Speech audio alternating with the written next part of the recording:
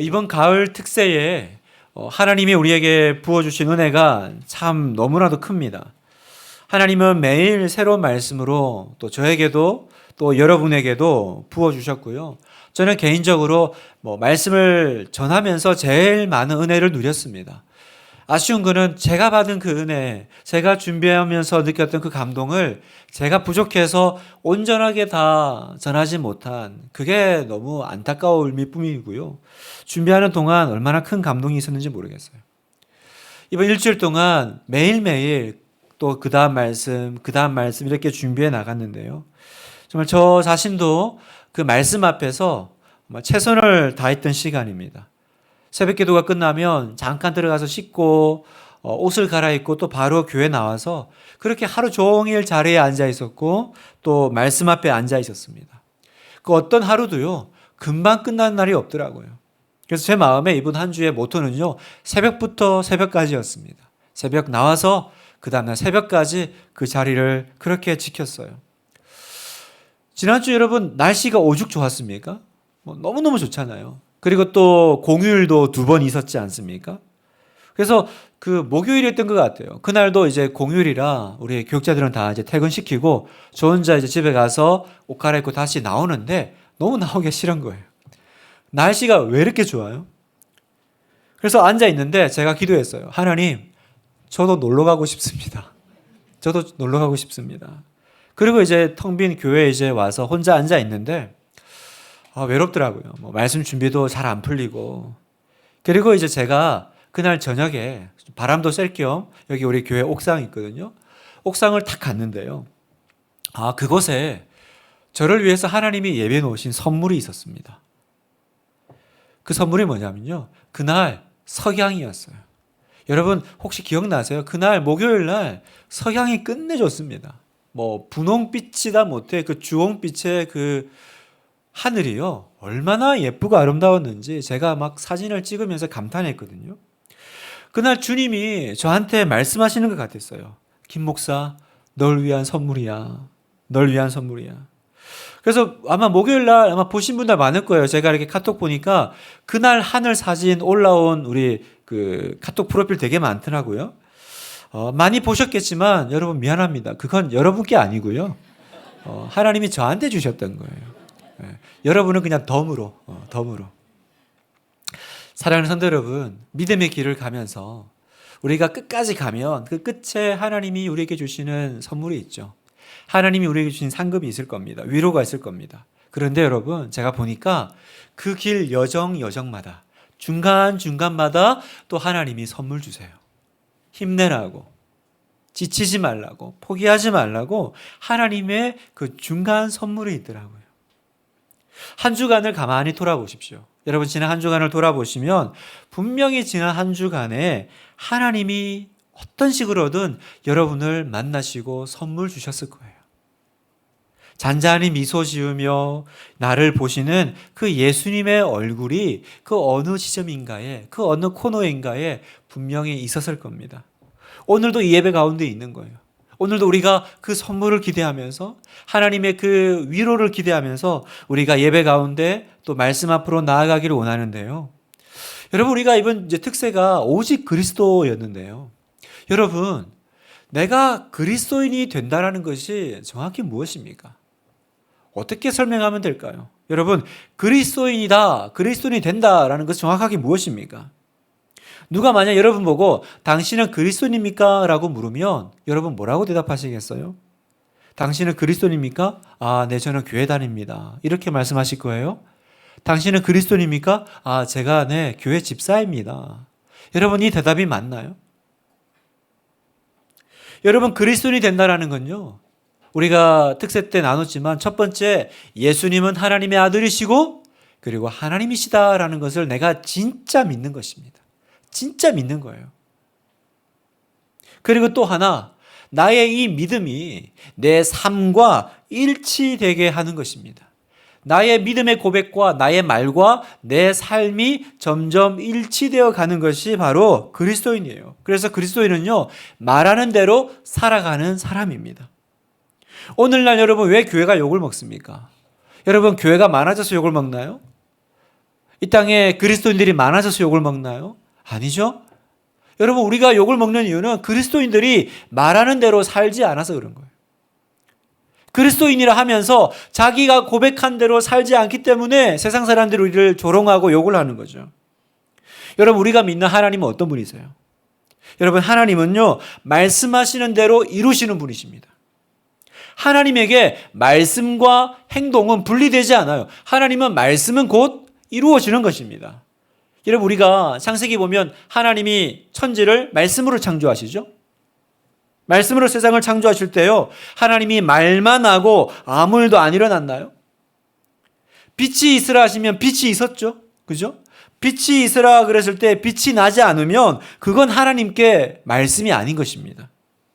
다시 말해서 말씀은 곧 하나님께 행동이었어요. 예수님도 마찬가지십니다. 요한복음 1장 14절에 보면 말씀이 육신이 되어 우리 가운데 거하심에, 무슨 말이에요? 하나님은 하늘에 계시면서 사랑해, 사랑한다, 이 말씀하신 것이 아니라 말씀이 육신이 되어 우리 가운데 오셨다라는 거예요. 사랑이 우리 가운데 내려오셨다라는 것입니다. 여러분, 예수님에게도 말씀은 행동이었어요. 말씀은 동사였습니다. 예수님에게 말씀은 행동, 행동은 말씀, 이 공식은요, 불변입니다. 그렇다면 여러분, 그리스도인들도 동일하다는 거죠.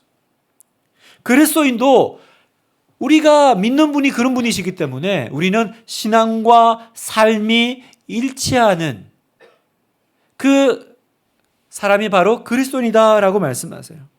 그래서 여러분, 우리가 그리스도를 믿으면, 진짜 믿는 사람이라면 우리 속에 한 가지 증상이 나타나는데, 현상이 나타나는데, 그건 바로 점점 신앙생활 가운데 나의 말과 나의 삶이, 나의 행위가 점점 가까워지는 일들이 이제 일어나기 시작한다는 거예요. 반드시 그렇게 됩니다, 여러분. 처음에는 그 간격이 굉장히 넓어 보이지만 신앙생활을 하면요, 점점 그 사람의 말이 곧 그 사람의 삶이에요. 그 사람의 삶이 곧 그 사람의 말이에요. 그게 점점 가까워져요. 그 가까워짐이 없습니까? 오히려 멀어집니까? 그러면 여러분 점검하셔야 돼요. 내가 진짜 그리스도인이 맞나? 내 안에 정말 그리스도께서 살아계신가? 여러분, 오늘 우리가 읽은 성경 본문을 보면요, 사도 요한이 이렇게 말씀하십니다. 18절 같이 한번 읽겠습니다. 시작. 자녀들아, 우리가 말과 혀로만 사랑하지 말고 행함과 진실함으로 하자. 여러분, 왜 사도 요한은 그냥 자녀들아 우리가 사랑하자 그러지 않고 행함과 진실함으로 사랑하자 이렇게 표현했을까요? 왜냐하면 사랑은 말로만 하는 것이 아니기 때문입니다. 사랑은 말이 아니에요. 그래서 17절에 이렇게 설명하죠. 누가 이 세상의 재물을 가지고 형제의 궁핍함을 보고도 도와줄 마음을 닫으면 하나님의 사랑이 어찌 그 속에 거하겠느냐. 무슨 말입니까? 행함으로 일치시키지 않는 사랑은 진짜 사랑이 아니다라는 거죠. 사랑한다, 형제는 사랑합니다 그러는데 실제로 사랑의 그 실천이 없으며 행함이 없으면 사랑이겠느냐, 하나님의 사랑이 그 안에 있는 게 맞느냐 물어보시는 거죠. 여러분, 우리가 지금 요한일서를 특세 때부터 이어서 이렇게 말씀을 듣고 있는데 짧아요. 요한일서 사실은 5장밖에 안 됩니다. 그런데 우리가 이제 오늘 3장까지 있는데 지난 3장까지만 해도요, 얼마나 이 짧은 서신 안에 사랑하라는 말씀이 얼마나 자주 나오는지 모르겠어요. 제가 설교를 준비하면서 여간 힘든 게 아니에요. 앞에 사랑하라 나와서 사랑하라 말씀 설교 잘 준비했는데 그 다음 펼치니까 또 사랑하라가 나오는 거예요. 앞에 다 전했는데. 그래서 또 이번에는 어떻게 사랑하라고 얘기해야 되나 설교를 준비했어요. 그래서 제가 3장까지 왔는데 4장 뒤에 보니까 또 있어요. 그래서 오늘 4장까지, 3장까지만 할 겁니다. 여러분, 왜 이 요한일서에 분명히 앞에 사랑하라 했잖아요. 한 번 말했으면 됐지. 왜 또 사랑해라, 사랑해라 계속 나옵니까? 왜냐하면요, 삶 속에서 우리가 가장 많이 실패하는 영역이 바로 사랑이기 때문에 그래요. 여러분, 사랑의 문제는 항상 우리가 가장 자신 없어하는 영역이기 때문에. 여러분, 이 요한일서를 읽으면서 하나님 이제 그만 좀 얘기하세요. 저는 이제 그만 얘기하셔도 됩니다. 저는 이제 사랑하는 사람이 되었습니다. 이렇게 말씀하실 수 있는 분 계십니까? 저는 이제 사랑하는 사람이 진짜 되었다니까요. 여러분, 만약에 그렇지 않다면 우리는 더 자주 들어야 돼요. 그죠? 언제까지요? 우리가 진짜 사랑하는 사람이 될 때까지. 언제까지요? 내 말과 내 행위가 일치될 때까지요. 그래서 성령 하나님은요, 우리에게 말씀하실 뿐만 아니라 우리의 말과 행동이 일치될 때까지 도우세요. 성령님을 통해서 우리를 도우시는데 어떻게 도우실까? 어떻게 도와주시냐면요. 여러분, 우리가 말씀을 들을 때, 오늘도 이 사랑하라 말씀을 들을 때 여러분 마음이 어떠세요? 여러분 마음이 막 기쁘고 좋으십니까? 아니면 불편하십니까? 이런 말씀을 들을 때마다 마음이 괴로운 분들이 계실 거예요. 내가 너무 이기적으로 사나? 나는 너무 욕심이 많은 것 같아. 나는 정말 사랑해야 될 사람들을 다 사랑했나? 나는 정말 다 용서하며 살고 있나? 여러분, 만약에 여러분 마음속에 내가 사랑하지 못하고 있나 봐. 하나님이 기뻐하시는 사랑을 베풀지 못하고 있나 봐. 그런 가책이 들어온다면 여러분 기뻐하세요. 기뻐하십시오. 왜냐하면 하나님 말씀을 들을 때 마음에 가책이 있다는 것은 우리 안에 성령님이 계시는 증거이기 때문입니다. 성령님이 계시는 증거라는 거예요. 비록 아직 가시적으로 뭔가 드러나고 눈에 보이는 현상은 없지만 분명히 하나님께서 우리 안에 계시고 우리 안에 역사하시고 우리 안에 도우시는데 어떻게 도우신다고요? 우리의 마음을 건드셔서 우리 안에 양심의 가책을 일으키셔서 말씀하신다는 거예요. 자, 그 말씀이 오늘 우리가 읽은 20절의 말씀인데 이해를 위해서 제가 현대인의 성경 버전으로 한번 읽겠습니다.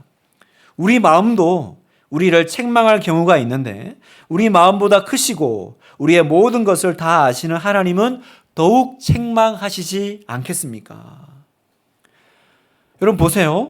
눈에 보이는 것만 하나님의 역사가 아니에요. 뭔가 반전이 있고 하나님께서 이렇게 가시적으로 역사하시는 것만 하나님의 역사가 아니라 여기 보니까 지금 내가 말씀을 들었는데 그 말씀을 듣고 내 마음에 반응이 일어나는 거예요. 내가 왜 이 말씀대로 살지 못할까? 그래 괴로워요. 뭐라고 말씀하세요? 그 괴로운 것 역시 하나님이 역사하시는 증거다라고 말씀하시는 거예요. 주님이 지금 내 안에 계시니까 책망을 느끼는 겁니다. 그러니까 성도 여러분, 우리 안에 양심의 가책이 일어날 때 그걸 여러분 절대로 무시하시면 안 돼요. 그냥 좀 마음이 불편하네. 좀 말씀 듣는데 조금 마음이 좀 괴롭네. 이게 아니라 지금 그게 뭐라고요? 성령께서 지금 여러분 안에 계신 증거라는 겁니다. 그리고 성령께서 여러분에게 지금 말씀하고 계신 거예요. 나를 살리고 변화시키기 위한 하나님의 놀라운 역사라는 것을 믿으시기를 축복합니다. 믿으시기를 축복해요. 교회를 등록해서 한 교회에 이렇게 꾸준하게 정착을 잘 못하는 권사님이 계셨어요. 참 이렇게 좋으신 분이에요. 받은 은사도 많고 은혜도 많은데 이상하게 꾸준히 교회 생활을 잘 못해요. 그리고 만나는 사람마다 이 교회에서 받은 상처, 저 교회에서 있었던 어려움들을 막 계속 토로하고 이야기하고 그러시는 거예요. 그래서 이제 목사님이 이분과 이제 상담을 하면서 먼저 이렇게 성경을 읽으셨어요. 그 읽은 말씀이 고린도전서 13장 13절 말씀입니다. 그런즉 믿음, 소망, 사랑 이 세 가지는 항상 있을 것인데 그 중에 제일은 사랑이라. 이 말씀을 딱 읽으시고는 목사님이 권사님께 질문하셨어요. 권사님은 마음에 사랑이 제일이라고 정말 믿으세요? 여기 믿음, 소망, 사랑 세 가지가 있는데 그 중에 제일은 사랑이라. 권사님은 진짜 마음에 사랑이 제일이다라고 믿으세요? 갑자기 이렇게 물으니까 권사님이 당황하셨어요. 굉장히 당황하셨어요. 아무런 말씀을 못하고 가만히 계셨습니다. 여러분, 이 권사님은요, 하나님 진짜 사랑하시는 분이셨어요. 비록 그분이 교회에서 받은 상처가 많았지만 사실 그분 안에는 그 모든 상처를 극복할 수 있는 하나님의 능력이 그 안에 있었어요. 만약에 이 권사님이 진짜 사랑이 제일이다라는 것을 분명하게 확인했다면 아마 이분은 어느 교회를 가도 환영받으셨을 거예요. 목사님이 이어서 말씀하셨어요. 권사님, 오직 하나만 이루어지기를 기도하세요.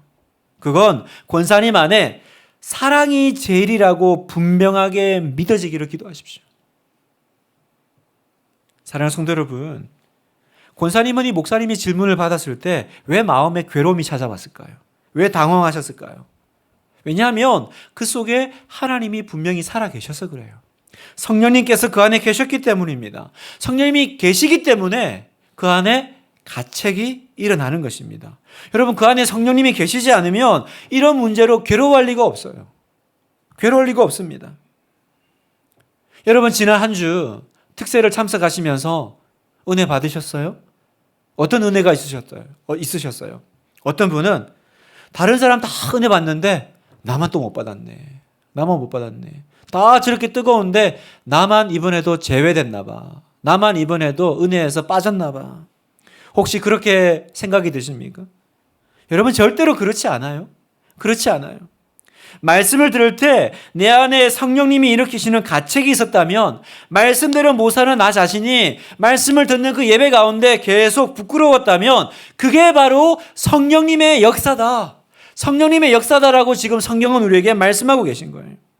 이 삶과 믿음을 조금씩 일치시켜 나가기 위해서 주님께서 우리의 마음을 지금 움직여 가시는데 뭐부터 움직여 가세요? 우리의 마음의 그 가책과 음성을 통해서. 그러니까 여러분, 양심의 가책이 왔을 때 그걸 여러분 그냥 지나치지 마세요. 성령의 음성인 줄 알고 순종해 보십시오.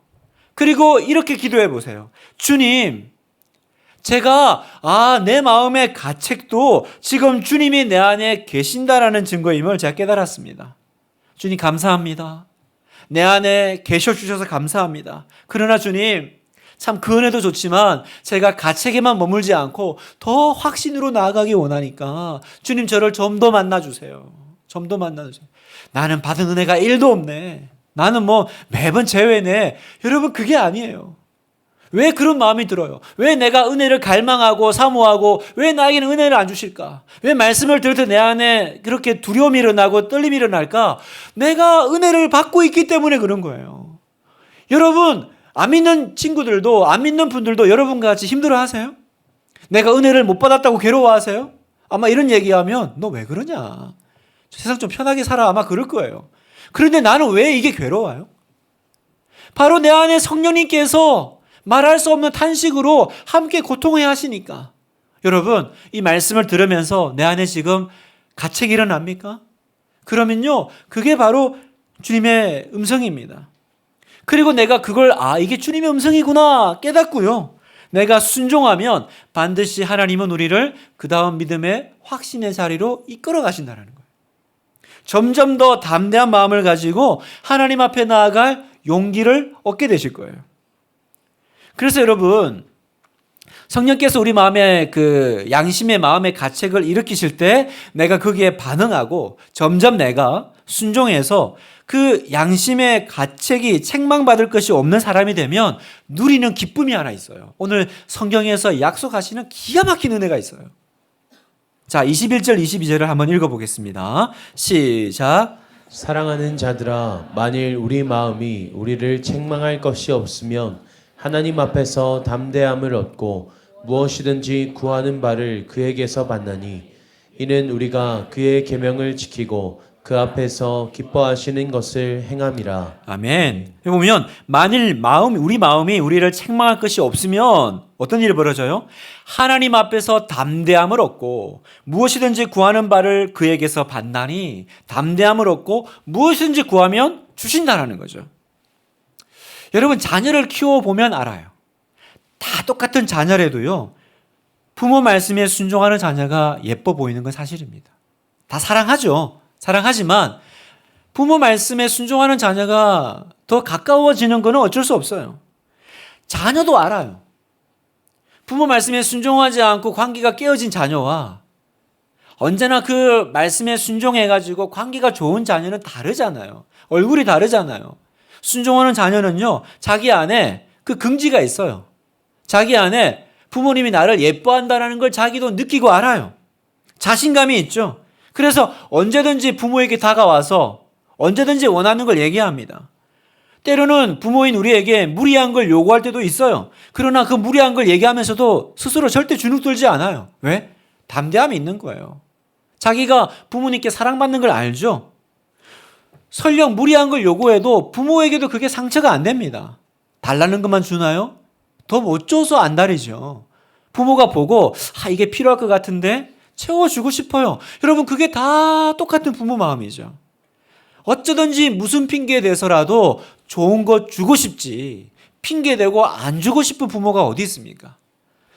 무슨 말입니까? 여러분 부모도 그런데 세상의 부모도 그런데 하물며 선하신 하나님이 말씀에 순종하는 자녀가 와서 하나님 제가 이것이 필요합니다. 하나님 주세요. 도와주세요. 라고 하면 여러분 생각해 보세요. 어떻게 하나님이 가만히 계시겠어요?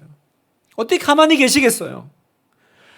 구하는 것에 넘치도록 주시는 하나님. 그렇게 말씀하시잖아요. 그런데 문제가 있어요. 문제가 뭐냐면 내가 하나님의 명령은 별로 순종할 마음이 없으면서 날마다 하나님 이것 주세요, 저것 주세요. 그렇게 기도한다라는 거죠.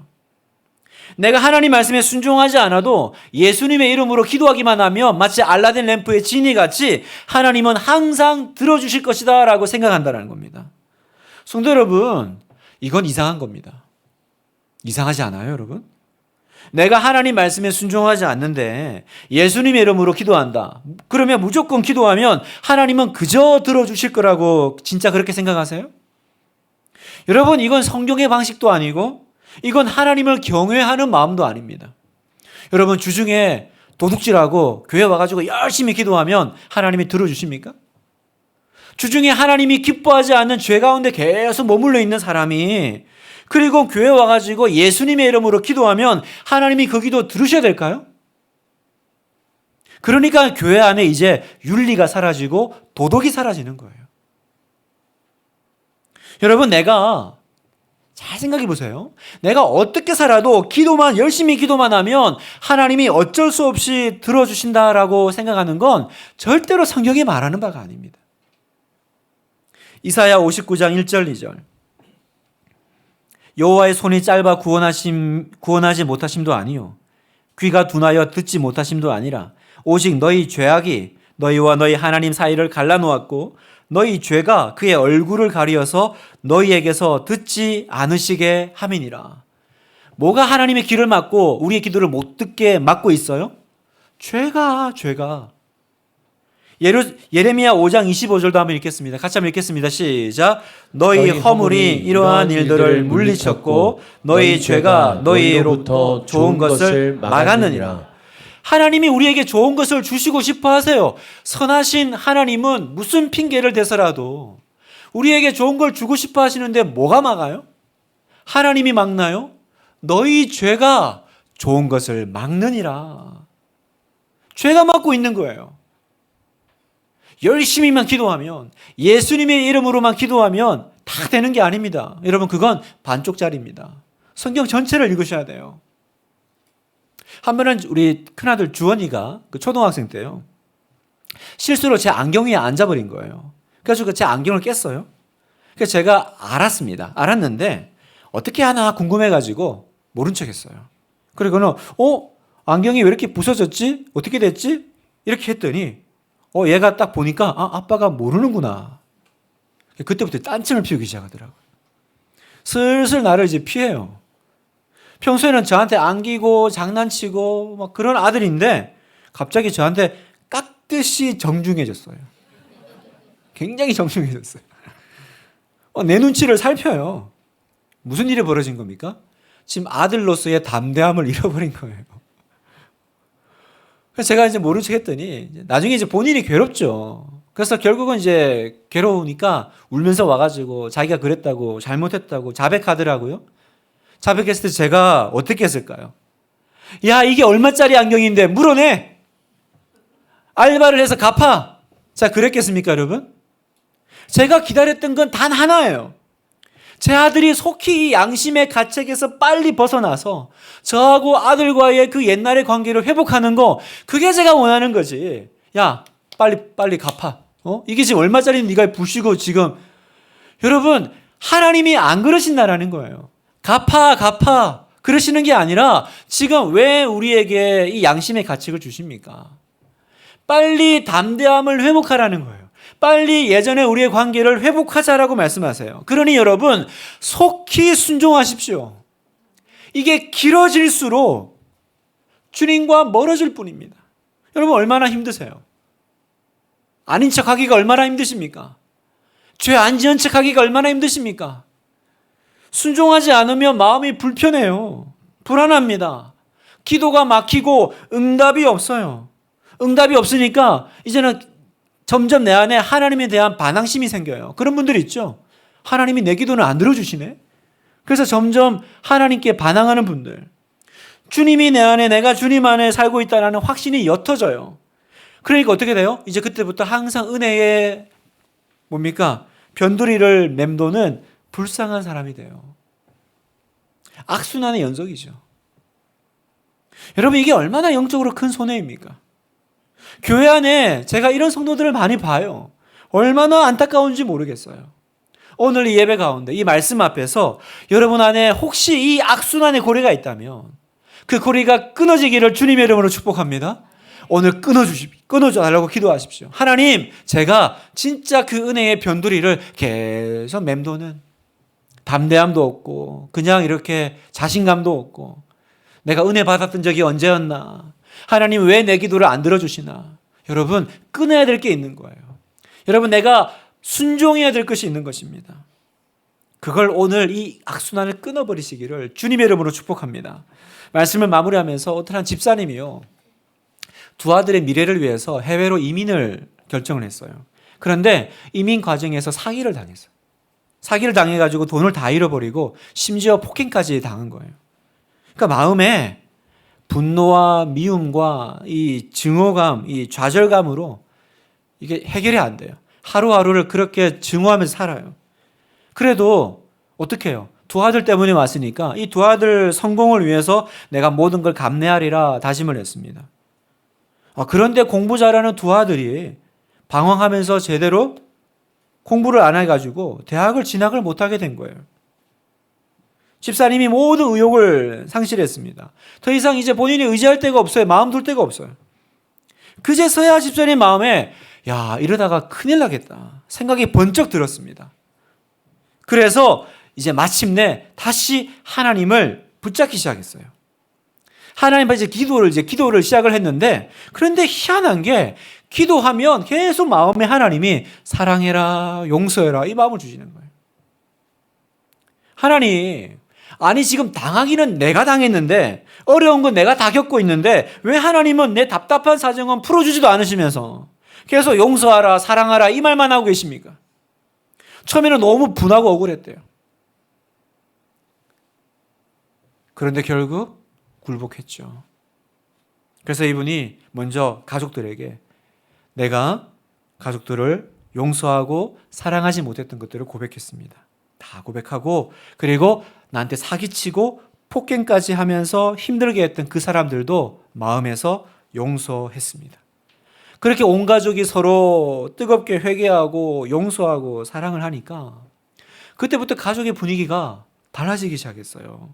무엇보다도 이 두 아들이요, 대학을 포기했던 두 아들이 다시 마음을 다잡고 공부하기 시작한 겁니다. 마침내 두 형제는 대학에 들어갔고 지금은 졸업반이 되었대요. 그 집사님이 울면서 고백해요. 진작 내가 이렇게 마음을 정리했더라면, 돈은 잃어버렸을지 몰라도 이렇게 오랫동안 우리 아이들이 고통을 겪지는 않았을 텐데요. 다 제 잘못입니다. 진작 그랬더라면. 성도 여러분, 하나님이 우리에게 주시는 축복의 원리는 아주 간단합니다. 예수님을 진짜 믿는 거예요. 예수님을 진짜 믿고 예수님이 이제 나의 구주가 되셨으니까 모든 염려를 주께 맡기고 우리는 뭐 하면 살아요? 사랑만 하면 사는 거예요. 사랑만 하면 사는 겁니다. 여러분, 이게 축복의 원리예요. 자, 23절을 읽어볼까요? 시작. 그의 계명은 이것이니 곧 그 아들 예수 그리스도의 이름을 믿고 그가 우리에게 주신 계명대로 서로 사랑할 것이니라. 자, 두 가지 얘기하시죠. 그의 계명은 이것이니 예수님을 진짜 믿고 서로 사랑만 하며 살아라. 사랑하는 성도 여러분, 오늘 성령님의 음성에 귀를 기울이십시오. 그 말씀에 순종함으로 우리 안에 있는 이 악순환의 고리를 끊읍시다. 끊어버리기를 원해요. 그리고 하나님 앞에 이제 내가 아무 거리낌 없이 나가기를 축복합니다. 그러면 하나님 앞에서 담대함을 얻고 무엇이든지 기도하세요.